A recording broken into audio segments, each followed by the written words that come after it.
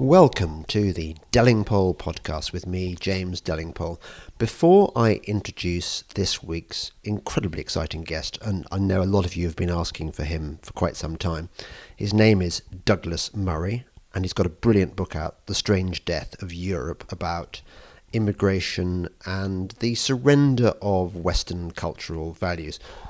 But I thought I ought to mention that the interview was recorded before the Manchester bombing, before the Manchester suicide bombing at the Ariana Grande concert. So although a lot of what we say is very germane to this hideous atrocity, we don't actually cover it because it happened after the interview. Thanks very much for listening. Enjoy the show. Welcome to the Delingpole podcast with me, your special friend, James Delingpole. My special guest is sniggering. He obviously hasn't listened to enough podcasts to realise that this is what I do every week, isn't it, friend? And anyway, my very special and exciting guest this week is none other than Douglas Murray. Welcome, Douglas. It's very good to be with you again, James. But Douglas, people have been pleading and begging with me to have you on the show. It's taken all this time, but finally we've tracked you down. And this is a very opportune moment because you have just written what I think is going to be set to be the most enormous bestseller. It's already on track to be one, isn't it? I mean, you're zooming up the bestseller list in the UK.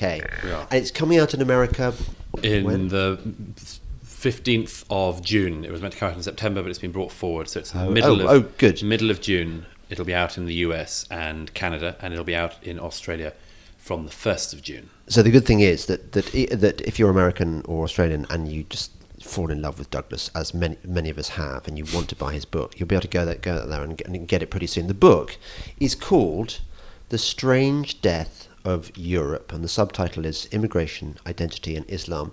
And I have to say, it's incredibly bloody depressing.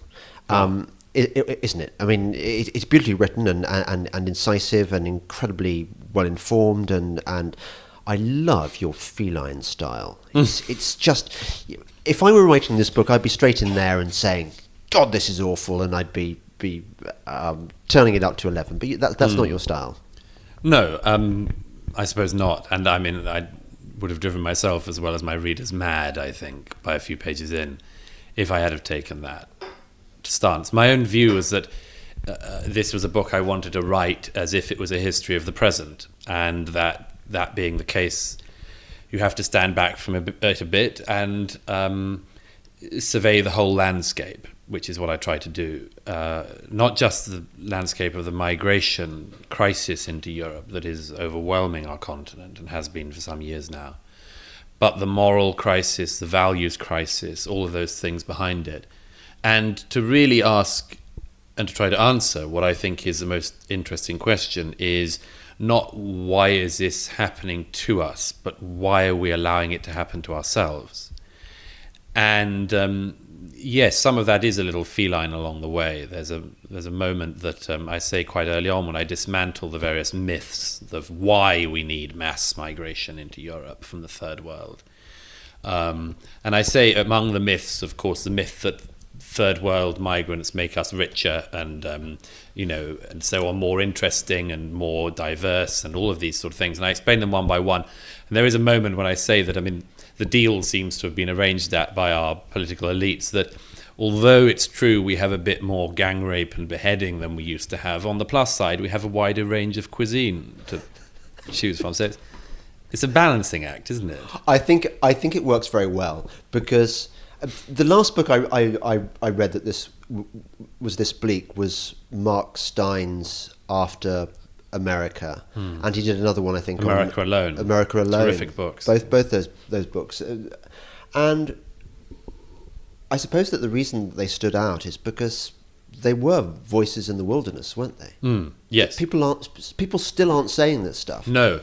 Mark Stein and very few others. I go through some of them in the book as a sort of history of the the Counter-Reformation, or whatever you would call it, of this area. I mean, it's a few people. Bruce Bauer was another one, wrote While Europe Slept about 12 years ago now, a bit more. There were a few people, and I describe them in my book as the early warning sirens, the things that went off across the continent early that we should have listened to. The obvious early warning siren was the Rushdie affair in 1989 over the satanic verses. That was the first time. I don't think any of us had heard the word fatwa before that time. No, I mean, now it's part of our daily lives, of course. But, 1989, the Rushdie fatwa was a first. But there were a whole set of sirens that went off. I say in the book, I mean, there were ones like Pim Fortuyn in the Netherlands, a left, gay, Marxist academic who wasn't described as a far-right maniac until he got onto the subject of Islam and immigration. Bruce Bauer, a gay American expat, comes to Europe and realizes it isn't what he thought it was and it's changing. And he sounds off again. They try to shut him down. Oriana Fallaci, a lifelong left-wing anti-fascist Italian writer, goes off in New York with an early warning siren about Europe. A whole set of people, politicians and others, all of them dismissed, all of them derided. And one of the points I try to make in the book that I think is so important to make about this is, if you take each of those people and you take their bleakest prediction, the reality is infinitely worse. So, I say at one point in the book, Enoch Powell in Britain is the obvious person to cite. When Enoch Powell gave his famous Rivers of Blood speech in 1968, if you'd have been his speechwriter and said, Enoch, I've got a great idea. Why don't you in this speech say that in the census carried out in 2011 in Britain that will be published in 2012, you should say that by then, with immigration at this rate, 23 out of the 33 London boroughs will have people who identify as white British as being in a minority. Enoch Powell would have said, I won't do an impression. Oh, please do.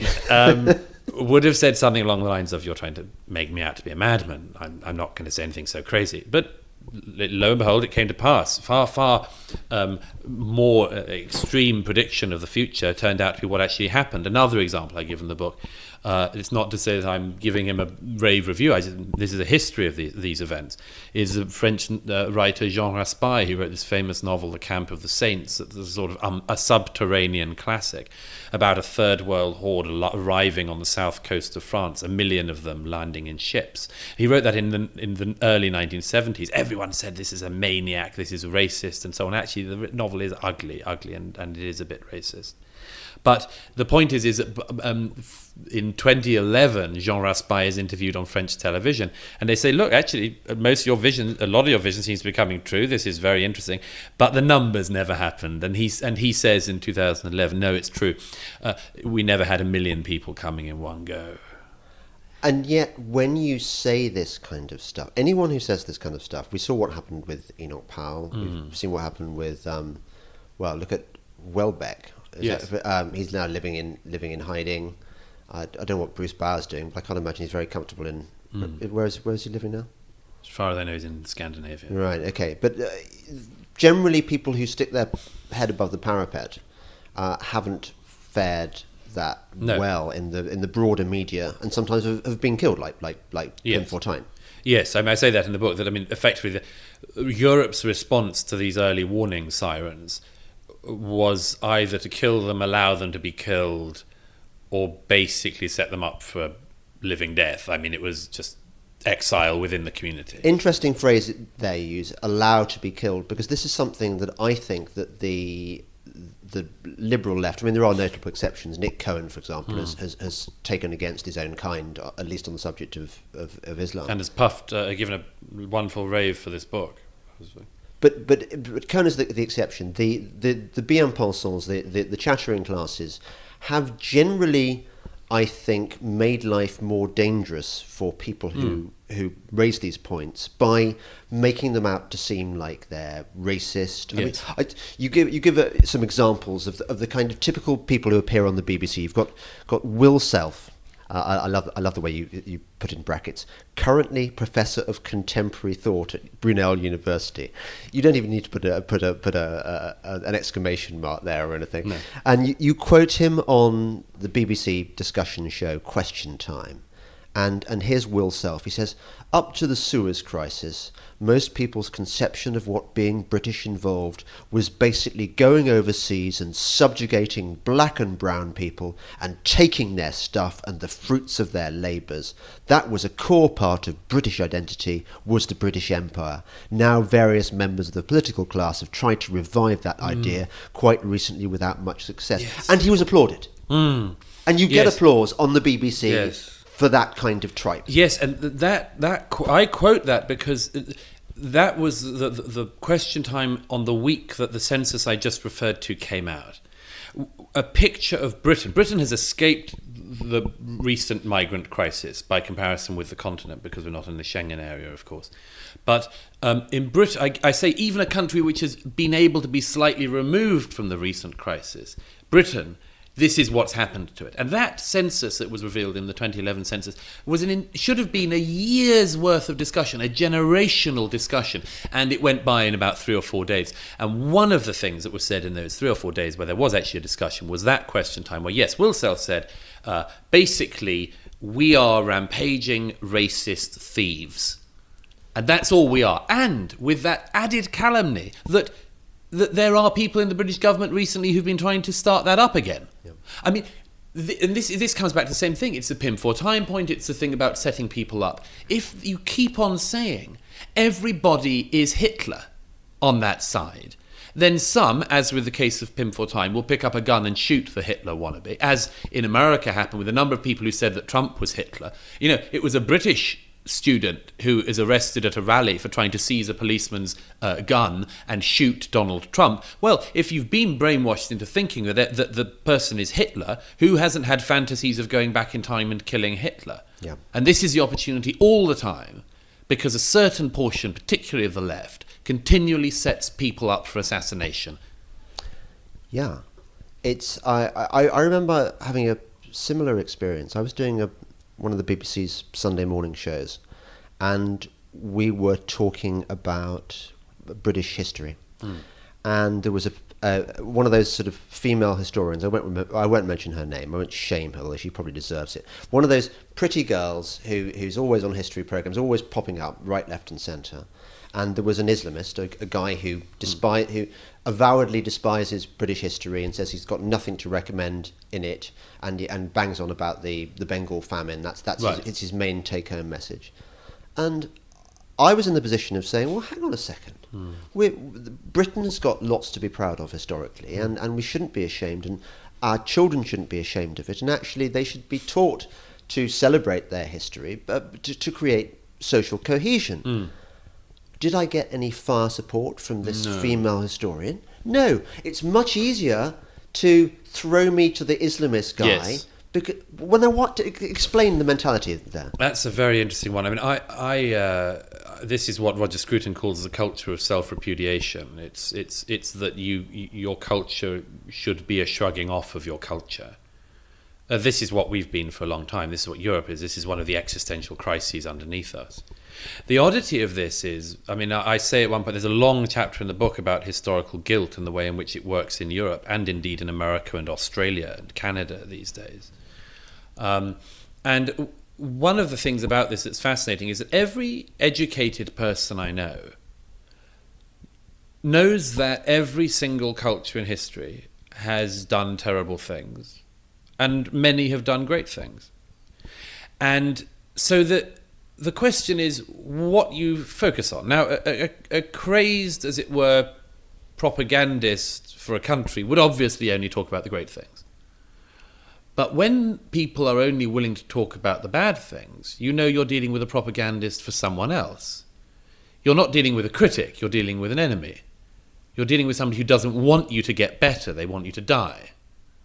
So one of the things that I find fascinating, and I talk about this at length in the book, is take it when I'm sure we'll come on to the Islam bit, but take the Islam bit for a moment. If you enter a discussion show in Britain, America, or anywhere else these days, and the subject of Islam comes up, you'll be almost immediately onto the Islamic Neoplatonists.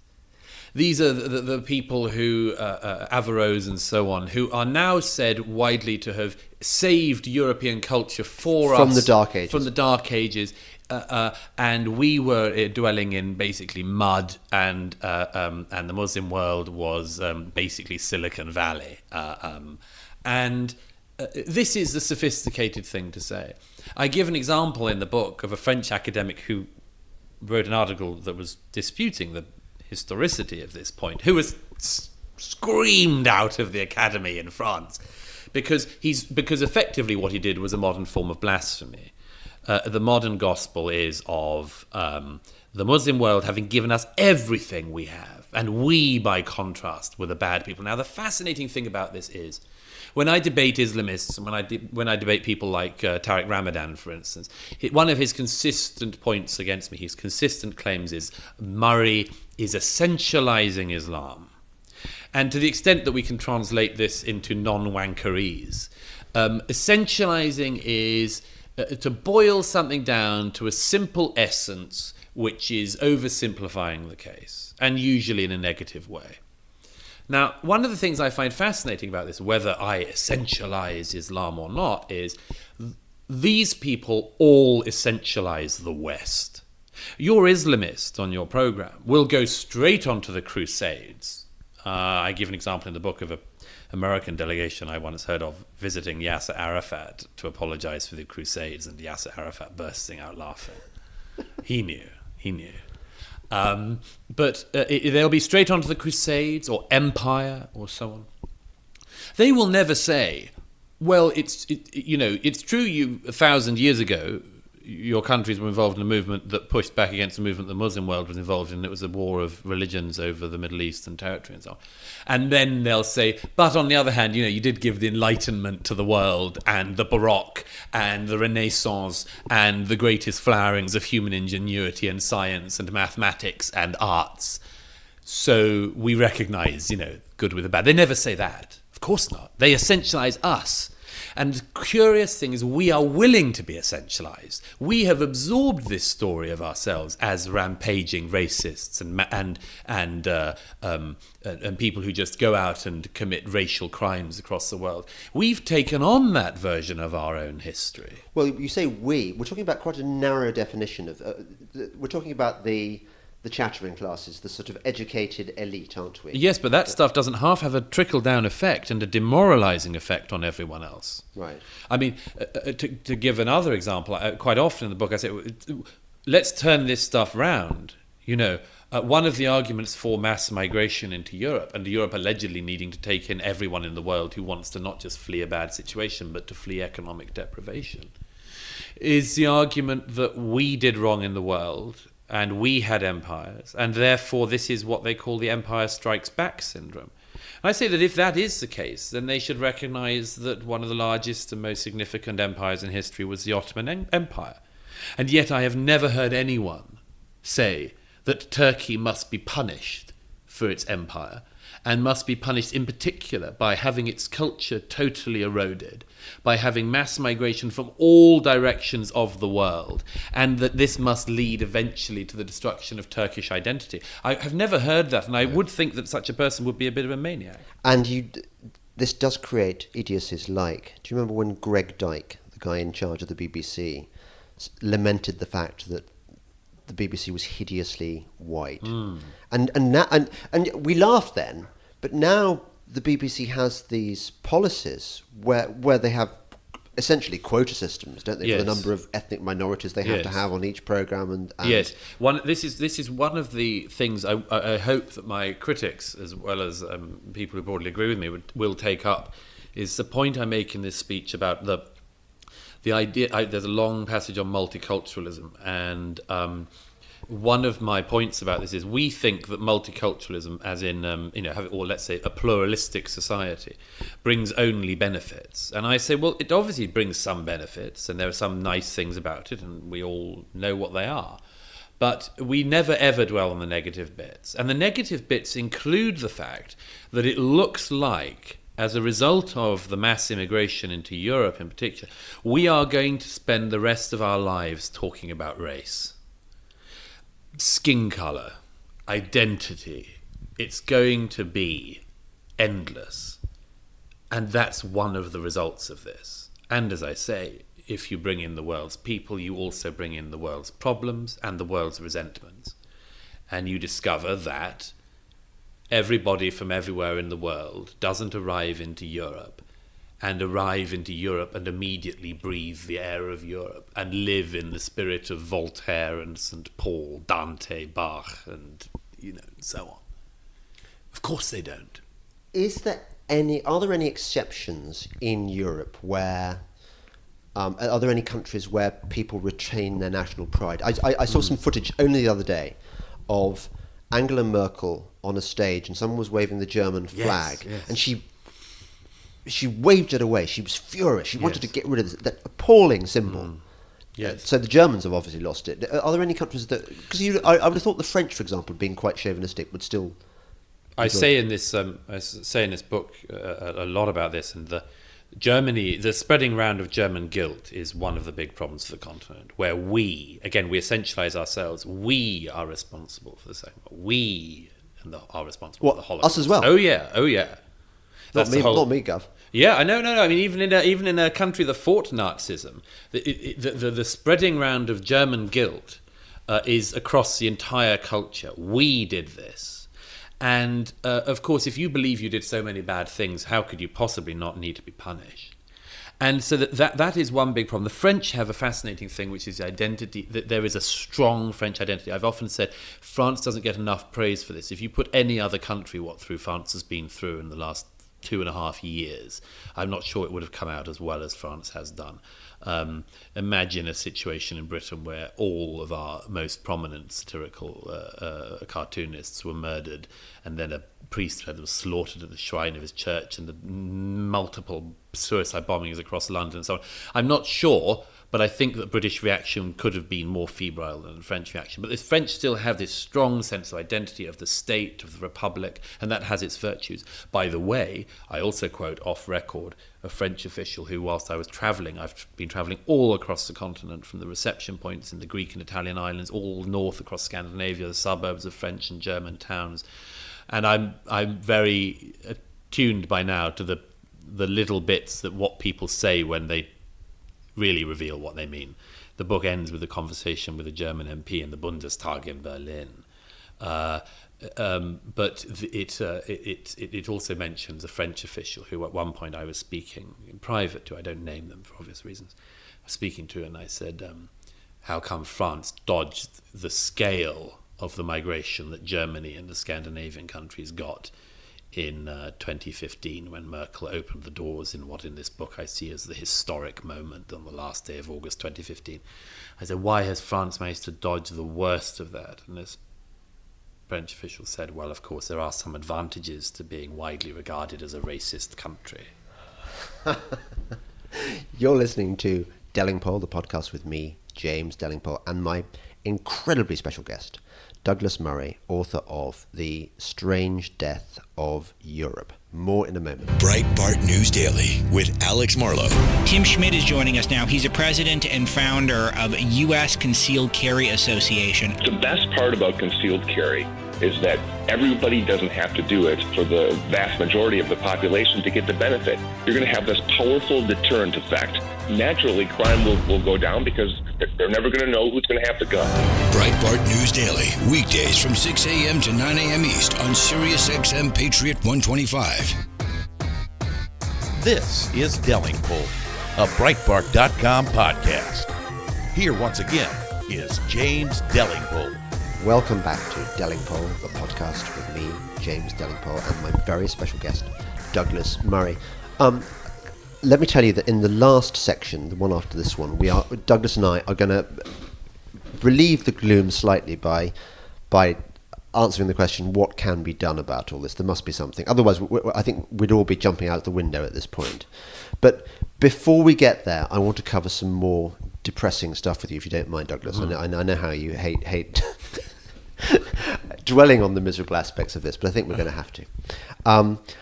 one of the things I've noticed, every time there is a new terrorist atrocity, a new Islamic terrorist atrocity, in whether it's Nice or Paris, Bataclan, or the killing of the Charlie Hebdo cartoonists, or whatever, there's an immediate visceral response that everyone has, which is, God, this is awful.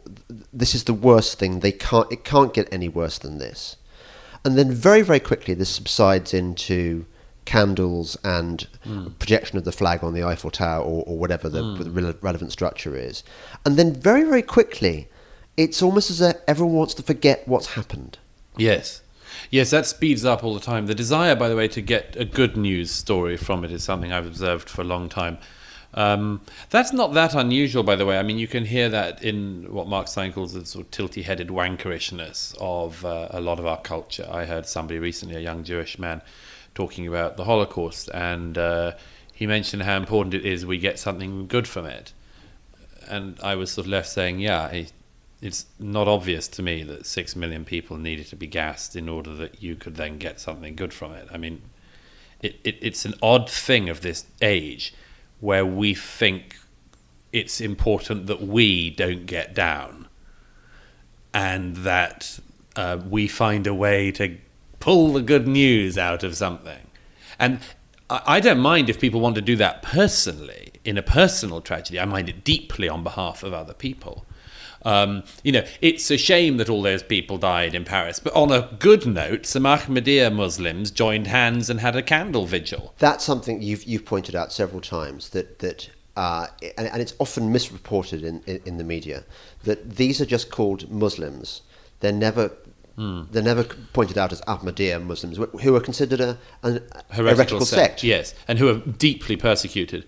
And indeed, an Ahmadiyya Muslim was murdered recently in Britain by another Muslim for being an Ahmadiyya Muslim. And on Westminster Bridge, yes, when Muslim women gathered in a line, they were Ahmadiyya. It's always an Ahmadiyya protest against the thing. Now, I'm delighted by that, by the way. I'm delighted the Ahmadiyya Muslims are there and speaking out. However, as I say, they're a minority within a minority.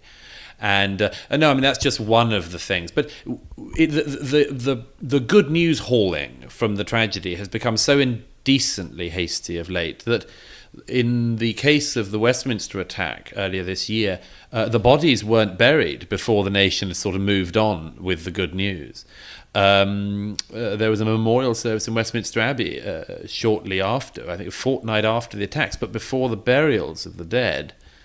And among other sort of interfaith harmony-ness, the Dean of Westminster gave a sermon in which he said, we may never know what would cause somebody to drive a car into a bunch of people they don't know and could never know, and then stab an innocent policeman repeatedly. We may never know.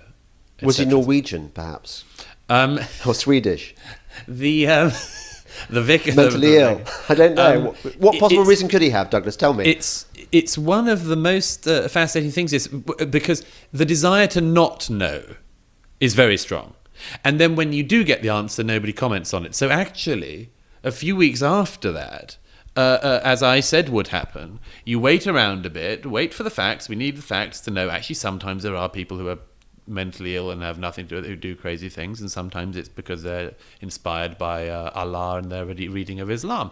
And on this occasion, it turned out that the man who killed the policeman outside the House of Parliament, and who rammed the car into all those people on Westminster Bridge, actually sent a message just before he died to a mate, via WhatsApp, saying, I'm doing this for jihad and looking forward to meeting the virgins in paradise stuff. So, and what doesn't happen, and there's no force in our society that pushes it to happen, is we don't have anyone who says, look, Dean of Westminster, how about coming back out and saying, actually, we do know now, and we have to address this problem. That never happens. You just have the national non-recognition of facts thing, and the tilty-headedness and all of that, and the candles, and the how can we get something good from this tragedy. It's really indecent, and as you say, it happens faster and faster with each attack.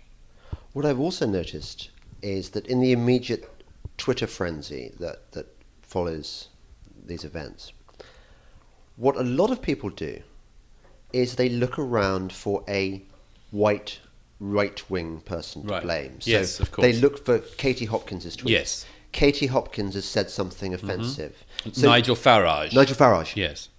Yes. Someone always says something like, this is why we must be more careful with immigration, or something like that.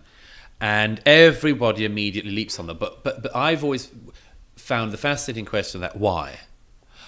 The simple fact is, I think, and this is settling in, even with some people who would never want to agree with anything I say or anything you say, the fact is that they know what to do with Katie Hopkins or Nigel Farage, and they know that they can attack them and ridicule them and be incredibly mean and whatever they like, and all that they get is a benefit. Their mates will say, yeah, exactly, you really flamed Katie Hopkins on that. Like, you destroyed Nigel Farage with that tweet. Whereas if you think, as I do, that Islam, for instance, is a very serious values challenge to a secular, progressive, democratic society like the ones we like to think we inhabit, what do you do if it turns out that rather than it all being straightforward in the years ahead, we might have just screwed up our entire society? Or let me put it another way.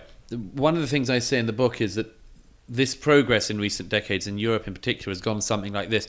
We were all walking one way down a street that we believed was liberal democracy. And we believed that over time everyone would join us, or it would certainly be a one-way street which was flowing with people only in one direction. And then at some point, 1989 or some point since, people noticed somebody was walking the other way down the street. And then they noticed more people walking the other way down the street. And gradually in Europe, we started to wonder, nobody wanted to say it aloud, we started to wonder whether a time might not come in which there were more people walking against us than with us. And that this is a very fundamental, very deep worry we have in Europe now. Now, my view is that even the ones who would never admit that have started to worry about that. Maybe it turns out that the Muslims are not going to be great for gay lib. Maybe it turns out that the Muslims are not going to be wonderful on the question of feminism. Maybe there are other groups of people who will have views that we would rather they didn't hold. This is very painful for people who've done this to admit, because as I say, at root is maybe you've screwed up your entire society. But those people then have no answer to this because they can't even admit to the fact.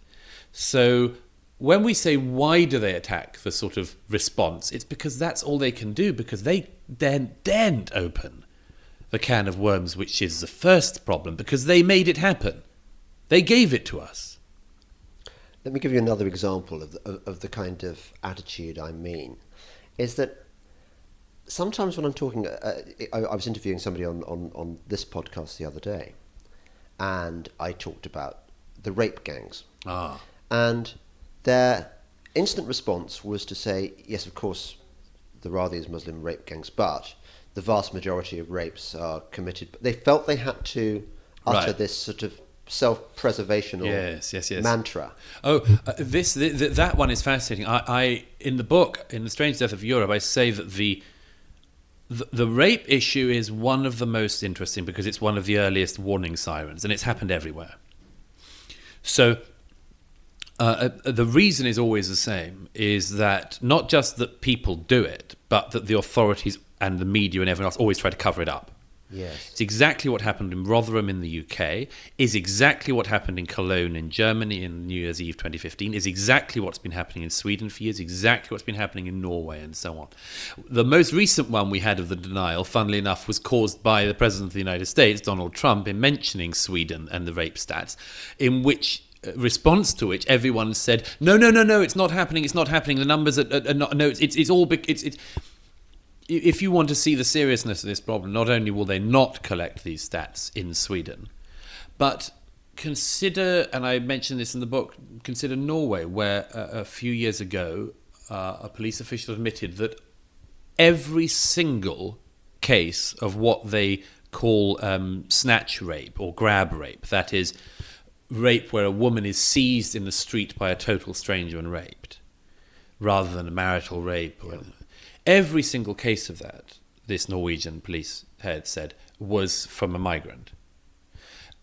Now, what is the big cultural difference between Norway and Sweden that means that whereas that is the case in Norway, in Sweden it's all, as they like to pretend, nothing to do with any of the newcomers. It's just that Swedish men have been more rapey in recent years, or there's more reporting of it, or, as a Swedish MP said recently, and I was doing a show with her, and I could see her practicing her lies beforehand. She had a piece of paper with the lies she had to memorize to get through this. This is all they do. They practice the lies. And this was, in Sweden now, the reason why is a reporting thing. It's because if a rape is reported, it's then reported every day subsequently, which is not true. That the one rape is recorded every day of the year as a rape. This is not true. But these are lies people are telling themselves, because what do you do if you're a Swedish MP who backed the historic movement of between 1 to 2% addition of the population in a single year in 2015 into Sweden? What do you do if you're one of the people who said, this is going to be wonderful because we need doctors and we need nurses and we need physicians and brain surgeons and things, and these people will provide that, and you actually turn around and you realize not only is this a massive influx of low-skilled or non-skilled people who don't speak the language into a country that doesn't need any more unskilled labour. It already has a problem of unskilled labour and has no jobs for people who do not speak Swedish and have no skills. If you were one of the people who had argued for that, and then in addition it turned out that your rape stats went crazy, what would you do? It's like the Angela Merkel thing. What do you do? What do you do when it turns out that most of the people, as I prove in the book, most of the people you brought in weren't refugees, have no more right than anyone else in the world to be in Europe? What do? You've got to lie. You've got to. Yeah. Well, why? I spoke to a German journalist about this, German-speaking journalist of our persuasion, and he said that the reason that Angela Merkel had allowed this to happen is because she was genuinely terrified about the breeding rate declining among ethnic Germans, and that Germany, ever since the 1930s, has been utterly paranoid about its economic security, and that this is why she did it, and why she still gets the support she does. Is that? Yes, you hear that. Very early in this book, I dismantle the various sets of myths about migration to Europe that have been around for decades. I mean, ever since the post-war period. And I dismantle them for a particular reason, which is that all of the same excuses came back in 2015 to justify the unprecedented wave of migration that was allowed. So how many came in there? Was that the watershed year? Yes, because I mean, a country like Germany adding 1 to 2% of its population in a single year. Is that what it did? Yeah. In a country of 80 million people, the German security services thought perhaps 1.5 million people entered Germany that year. And when you have a movement like that, what happens is that people reach. It wasn't caused for any of the rationales that have been given. It was the same reason as post-war migration happened. It was all an accident and a cock-up and much deeper things than people credit. But then there are ready-made lies that they seize. So, for instance, after Angela Merkel does this, the Germans say, well, we have a problem with an aging population, and makes sense that we need young people. It's not obvious to me that if you have a problem of an aging population, which, by the way, is not only a problem, it's always talked about as if it's only a problem. But let's say you have that. It's not obvious to me that instead of, for instance, raising the retirement age or addressing the pensions deficit and so on, it's not obvious to me that the best solution to that is to import the next generation of Germans from Eritrea. It doesn't automatically follow to my mind. Now some people think it does. But here's a strange one about this. The people who tell that lie We have an aging population, so we must ask young people from around the world to come in. Have one big hurdle in particular to explain, which I've never heard any of them explain to me, and I've asked a lot of people. If it's a case that Germany, for instance, has an aging population, and that it wants to address that by bringing in younger people to do jobs, why does it not invite the 40% or so of young Italians, young Portuguese, young Spaniards, young Greeks who do not have a job and have no prospects of a job in their home countries to come into Germany? If the EU and European unity meant anything, surely it would mean that. Get the young workforce who have been destroyed in these Mediterranean countries into Germany. It's not a very large leap culturally. It's a bit of a leap, but not much of one, for a young Greek person to go and live and work in Germany. It's certainly much less of a leap than bringing people in from, for instance, Bangladesh, Pakistan, Afghanistan, Iraq, Syria, Eritrea, Nigeria, Chad, Niger, and all of North Africa. It's much less of a leap, and these people are more likely to be part of German society and to benefit it and benefit from it. How much of this stuff was speeded up, at least, by people like George Soros, people, sort of left-wing ideologues who believe in open borders and helping out, encouraging more refugees to come? Huge amount. And I say this carefully because there are people who, as it were, go nuts on the Soros thing and attribute him to sort of like the modern Rothschild blaming. You know, I mean, there's an unpleasant tinge in the air sometimes around Soros. But if you look at what he and his NGOs did during the crisis of 2015, it was a wicked, wicked thing. And the fact that Viktor Orban in Hungary publicly named Soros, he got a huge amount of criticism for this, but he was right, I think. George Soros is meddling in Hungarian affairs. That the country's richest and most famous son should have been campaigning to I mean, there was a moment when there was exchange in which Viktor Orban blamed Soros, and Soros responded, yes, he is right to identify it, because, as Soros said in a statement, that Orban thinks the refugees are the problem and that the borders are the solution. We think differently. We think that the refugees are the solution and the borders are the problem. Soros's NGOs, and I've seen this on the front lines in the migrant camps, have been over the years helping migrants not just to come into Europe, but to lie when they get here about who they are. Yeah. They're taught via apps and via websites. You can see the websites. Many of them are still up. And by leaflets and other means, they are shown how to beat the system. Not that the system in Europe works very well at all. I mean, the whole system, as I show in the book, was defunct and broken by the time that the 2015 movement happened. But very quickly, this goes back to a point you raised earlier, and I didn't actually answer, which is a very interesting and important point about where is different in Europe. And of course, one of the fundamental questions about the migration crisis of 2015 and the period before and since is, why has the East behaved differently? Yes, Poland, Slovakia, Hungary. Here's an interesting one. Viktor Orban, I think everyone would agree, is a right-wing leader. Neighbouring in Slovakia, Robert Fico is a left-wing leader.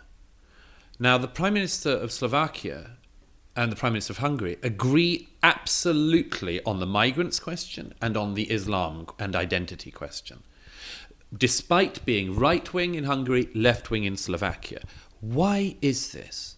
This is a fascinating subject to me because there are very specific reasons, including the fact that the vast majority of the publics there are totally opposed to the mass migration and support their leaders in opposing it. But another reason I would submit, or another two reasons I submit, are firstly, that Eastern Europe remembers some of this better.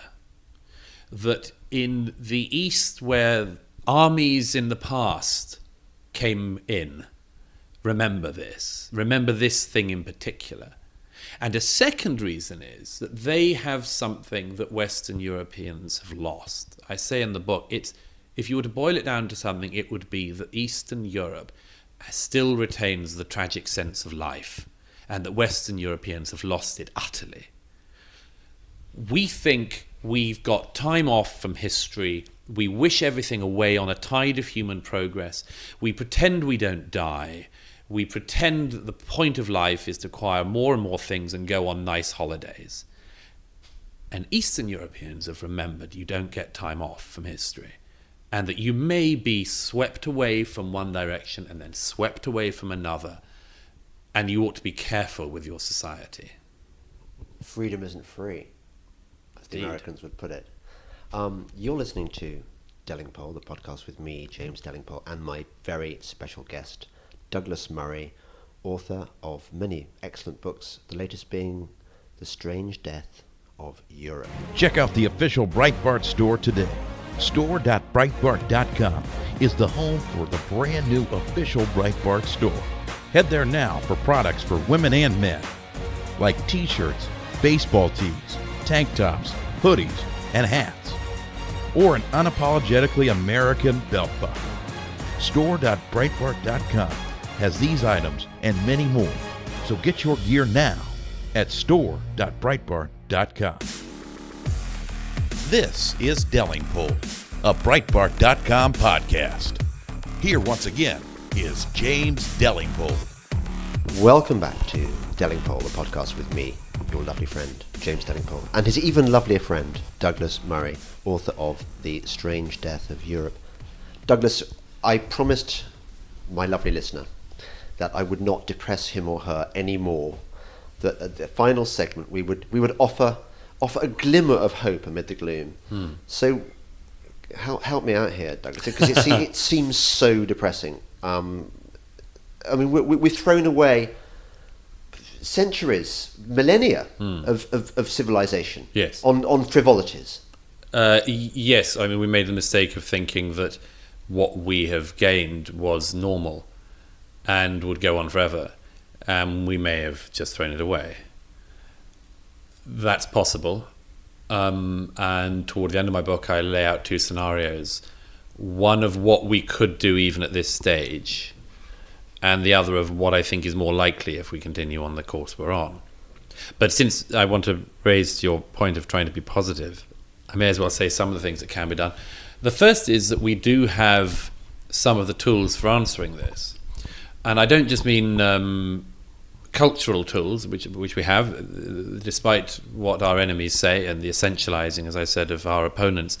Nobody has a better reservoir of history and culture to draw upon to steel them to realizing we do deserve to exist and that we shouldn't abolish ourselves. We also have some of the thought tools. I say towards the end, we have got to a point in our political discussion in particular where everybody is Hitler or an anti-fascist, or it's I'm right, you're wrong, I'm good, you're evil.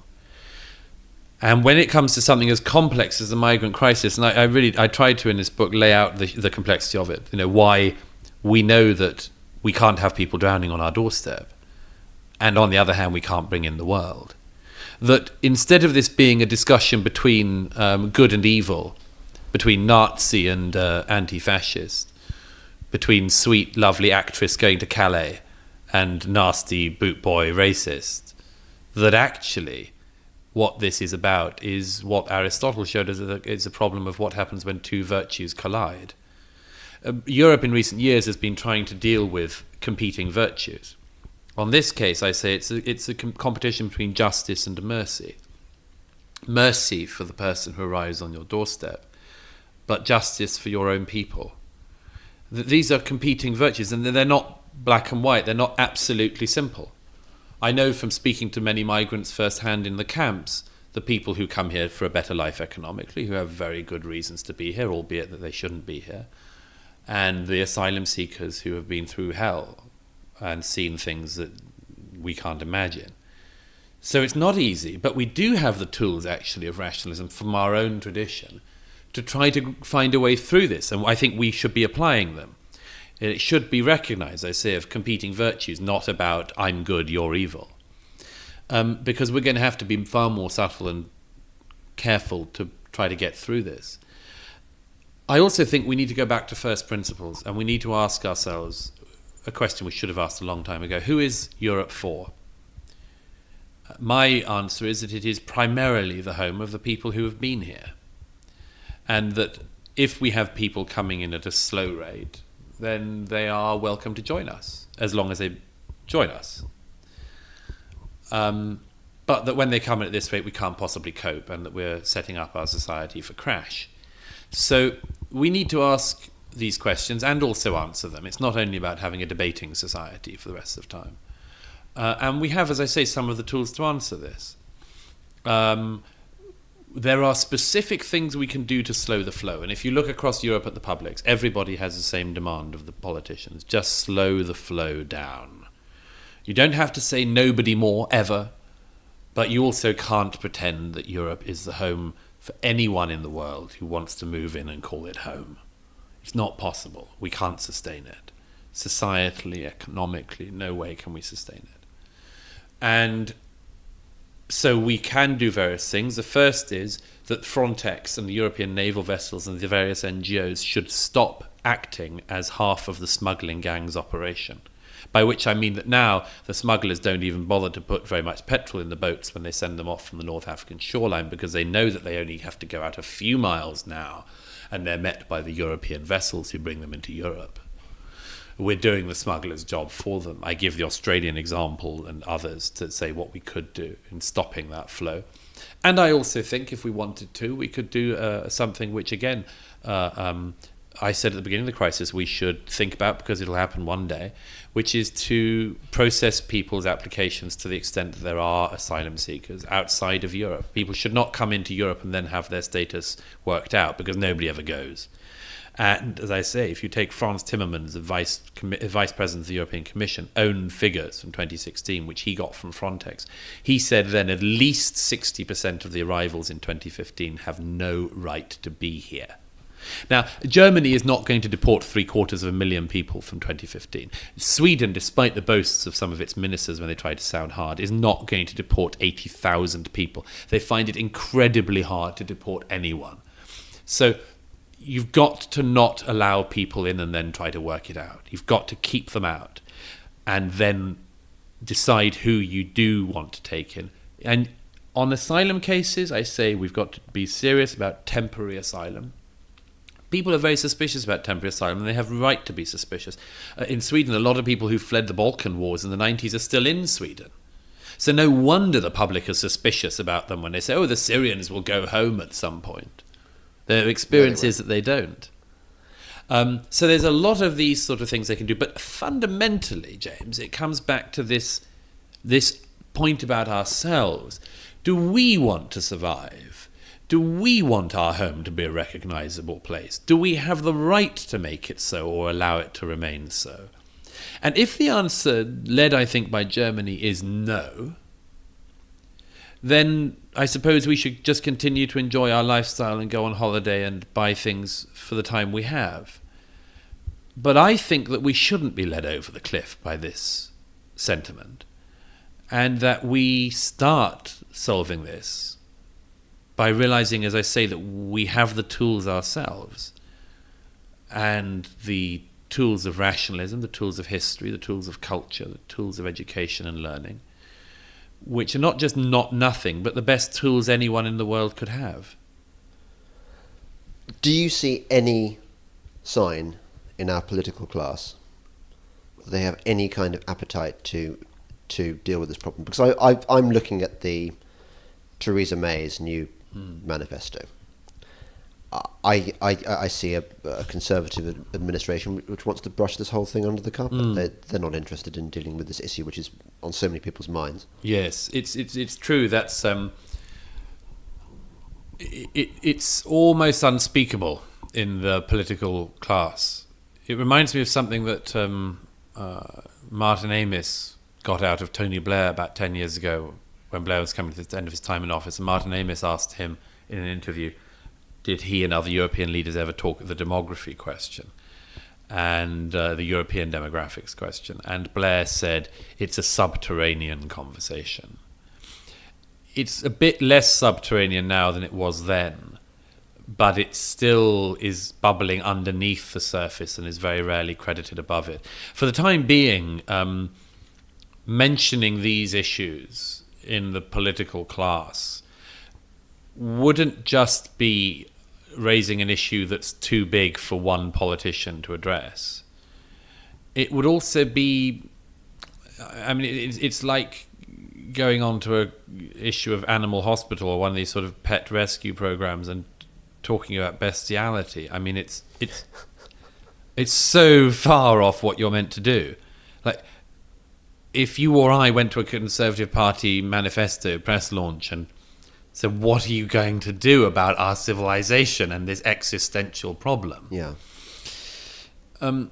It would be worse than if you just took your trousers down and exposed yourself. I mean, it's such bad manners for the time being to think about these most vital things, because our political system is set up to say, to ask a question of the Prime Minister or to make a manifesto pledge which says, we're going to cut VAT on new businesses by 0.5%. Yes. I wonder whether perhaps part of the extraordinary hysteria against Donald Trump stems from his fairly outspoken views on issues like this. I say towards the end of the book that if people realise the sort of depth of this problem and how bad this could go unless this is addressed from the political mainstream, they could do no better than consider the gap between Donald Trump's statements on the suspension of travel from 7 Muslim-majority countries. An 8-week travel suspension, was it? Yep. From 7 countries. Yep. The entire civilized world said, how could anyone be such a fascist? I mean, you're basically doing Auschwitz again. Yeah. And compare that was in February, wasn't it? Late January. Yeah. Compare that with a far harder question asked of 10 European publics by a think tank in London at the same time, that asked the public of 10 European countries a far harder question than Donald Trump had raised. Donald Trump was just 7 unstable countries he wanted a temporary travel ban from, which you can agree with or disagree with, but At the same time, this think tank in London asked 10 European publics, do they agree or disagree with the statement they want 0 more Muslims in their country? 0, not 1. In 8 out of the 10 European countries, the majority of the public agreed with the sentiment they didn't want 1 more Muslim in their country. And that included a majority in France and a majority in Germany. And only 2 countries in Europe out of those 10 was that not a majority opinion. And one of them was Spain, which has actually dodged the migration of recent years, interestingly enough. But the other was Britain. In Britain, only 47% of the public said they didn't want 1 more Muslim in their country. So you go from that, and I make no comment about whether this is a wise thing or an unwise thing or right or wrong. I simply say, just look at the gap. And you see that, as the American scholar of Islam, Daniel Pipes, pointed out some time ago, the strange thing in recent years, among other things, has been that, to use a rather grotesque right-left analogy, whilst the publics have been stampeding to the right on these questions, their politicians have, in reaction, stampeded towards the left. And this leaves a very dangerous amount of space between the public and their representatives. And we are currently at the end of a political season of people who said, after Brexit and Trump, it'll be Frexit and Nexit and Detexit and Wexit and so on. And they overplayed it. And for electoral reasons and lots of reasons, Geert Wilders was never going to become Prime Minister in Holland and form a coalition. And all sorts of reasons we all know about. Le Pen was highly unlikely to become the President of France this year. And so what happens is, for the time being, the European political mainstream continues to say, hurrah, we dodged it, because we're doing so well. So the Freedom Party in Austria only got 46% of the vote. And Geert Wilders only came second in the Dutch elections. And only a third of the French electorate voted for a member of the Le Pen family to lead their country. And Jean-Claude Juncker and Angela Merkel and the others who are screwing up our continent say, you see, it is a victory for our common sense and the political mainstream. I think unless the political mainstream stretches out and takes the public back into its fold, we have very big problems coming in Europe. And they're being aided and abetted, are they not, by the journalistic class and the sort of our public intellectuals? Yeah. I mean, we were talking earlier, weren't we, about how difficult it is just speaking the truth, just serving up simple facts in public. You do it. I do it occasionally. Tom Holland made a good program about it the other day. Tommy Robinson is out there at the sort of on the wilder fringes of I mean, I think he's very brave what he's doing, but we're going against the grain, and we get so much hatred for it for just doing our job. Yes, I am not to be too self-aggrandizing, but it's a part of a trend I describe in the book as being a modern European vice, which is, and I know it happens in America as well, but it's particularly prominent in Europe, where everybody who shouts fire is immediately decried as an arsonist and is thought to be the person who started the fire. The most obvious example being Ayaan Hirsi Ali in the Netherlands, who became, as Salman Rushdie said, probably the first political asylum seeker to the US since World War II. It was this Somali immigrant of Muslim background saying, we have an integration problem, an Islam problem, a values problem here. The Dutch society ended up getting her out. She was causing the trouble. And they thought, if we can get rid of her, I mean, Fortuyn's already gone, Van Gogh's being killed, and if this difficult black Somali ex-Muslim goes, then it will be okay again. Yes. Lo and behold, that isn't the case. But in the same way that prosecuting Michael Welbeck for writing novels and expressing opinions in novels turns out not to have saved the life of a single Parisian. But the presumption has always been along the way, we've got to keep a lid on the whole thing. If you say it's not working, you'll make it not work. If you say that there are problems, you'll create the problems. If you say there's a fire, it means you must have started a fire. But isn't it also part of that self-hatred that you analyse so brilliantly in the book? The idea that we are worthless, our culture is worthless, we deserve this stuff, therefore this bad shit that's happening to us must be our fault. Therefore, we must sacrifice certain members of our community in order to appease the gods and hope it'll go away. Yes, like offering up a girl to be eaten by the gods at some point. Yeah. Yes, it's there is something in this. I think this is a temporary phase. I mean, I really do feel that this is a temporary phase. What signs of hope do you see, Douglas? One is that there are far more people willing to identify this than there were before. A number of people have been in touch with me actually since this book came out in the UK on May the 4th saying, I would have expected more witch burning by now, more auto da fe, and by which they meant what? Sorry, that a larger number of people would have been decrying this, throwing the toys out of the pram, and I'll tell you another thing. By the way, this is a bit self-serving, but if I can't do that on a podcast with you, James, where could I? Yeah. Among the reception of my book so far, we've had some wonderful reviews, and it's a bestseller already, as you mentioned. But there have been a couple of pannings, as I'd expect, including one from The Guardian. No, really? It totally floored me, that. Yeah.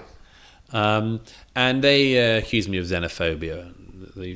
I tell you one thing, it strikes me, is that about 10 years ago, I remember, when The Guardian, I think, accused Martin Amis, who I mentioned earlier, of racism, it was a huge thing because everyone had to defend him against it, and he had to write a sort of fawning, please, I promise I'm not a racist, peace, and so on and so forth. And I'm not saying I'm Martin Amis, obviously, and he has more of a sort of left wing as well as a bigger reputation to defend. But when The Guardian, did this kind of racism accusation drive-by shooting recently on me, I wasn't bothered at all. And I don't really know anyone who was, and readers seem not to have been, because the magic curse words and the spell words that the left has been using for a generation and more to shut this down don't work anymore. They don't work. I mean, maybe there are some people who think that underneath my genial facade I'm actually waiting to burn everyone. But I think most people don't think that and can see that and are increasingly suspicious of the dishonesty of the Guardian types who just have been shouting racist at everyone for decades and know that these words don't mean anything anymore. And if I were one of those people, by the way, I would have started to worry about that by now. Why is my spell not working anymore? Why does it seem to be weaker and weaker with every application? I think this is a good thing, but if I were them, I would start to worry that down the line, this overuse could be a problem. Let's close by... Do you remember the conversation we had with the man in the street who accosted you in the street today? I was rather surprised by that, I mean, in a good way. Yes, James and I were walking down the street in London, and a very nice gentleman came forward to speak with me. And what did he say? He said that I want to remind you that most Muslims are against this. He was Muslim. He was Muslim himself. He said that at the very end. Yeah. He said most Muslims are opposed to what the crazies are doing and so on. But he also said, didn't he, that this is a Christian country and you've got to hold on to that. He said, don't let Islam take over. He said in Saudi Arabia they would never allow a Christian mayor of a city. So it's quite strong stuff, really, yes, from a Muslim. Absolutely. But a reason for hope, I mean, there are some, is that those people do emerge now, and there are some saying it publicly. My view is that the cleverer people and the more sensitive people are aware that this is the best deal anyone's ever had.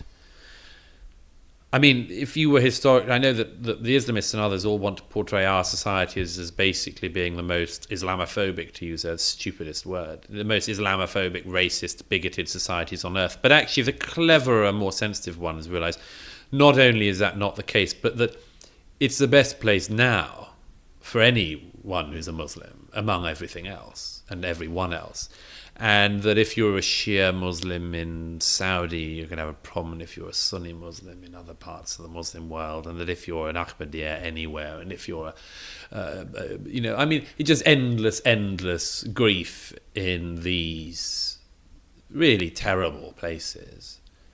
And that the fact that people are claiming that this place, where they've got it best, would be the place where they've got it worst. Only the Islamists really push that, and the people that they manage to influence. But outside of those noisy parts of their communities, there are these people like that gentleman earlier, who know that they are very lucky, that they're living on an inheritance which has been created here. And as I always say, if you honestly think that a Western liberal democratic society in the 21st century is the worst place in the world to be, you just wait till you see the world. Thank you very much. You're listening to me, James Delingpole, from the Delingpole podcast, with my brilliant special guest, Douglas Murray, author of The Strange Death of Europe, out now in the UK and all over the world very soon. Yes, by the middle of June, we'll be everywhere. So if you can find a bookshop anywhere, then you can probably find it there. And it's, of course, available on Amazon and all those other brilliant online stores. We've just probably trebled your sales, because this actually is a very influential podcast now. I know it is. So I listen to it. Thank you, Douglas.